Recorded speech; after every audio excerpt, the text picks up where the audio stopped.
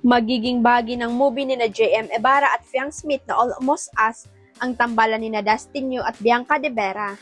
Mas lalo pang ang pinalakas ng nasabing movie sa pagpasok ng Dasbia Love Team. Wala pang official announcement tungkol dito pero ayon sa source ng Abante ay may special na participation ang dalawa sa inaabangang romantic movie ng Regal Entertainment at Project 8 Projects.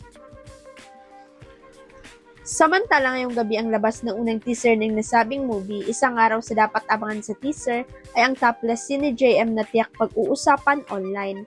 Si Derek Dan Villegas ang direktor ng unang JM Piang movie na kilala sa mga blockbuster romantic movie gaya ng Excess Baggage. Ibinahagi ni Miss Universe Philippines 2025 at Tisa Manalo na pangarap niya maging leading man sa isang pelikulang kapuso star na si Alden Richards. Sa naging panayam si Beauty Queen matapos itong maging opisyal na sparkle artist, nausisa siya kung sino ang bet niyang makasama at maging leading sakaling magkaroon ng project. Bago sumagot ay tinanong muna ni Atisa kung ang pipiliin ay yung mas matangkad siya o mas matangkad sa kanya.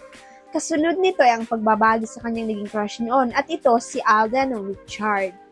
Ako, I've seen before, I used to watch It Bulaga and my crush before there was a segment there is Alden Richards, chika ni Atisa. Pagpapatuloy niya, so my dream leading man is Alden Richards. Pag-amin ni Atisa, baka sa mukha ng aktor na mabait ito, he has a maamo face, a face that looks like he's very kind, sabi pa niya. Wala pa namang payag o reaksyon si Alden ningil sa pagkakabet sa kanya ni Atisa bilang leading man. Huwag kalimutan ang subscribe button at i-ring ang notification bell para sa latest chika updates.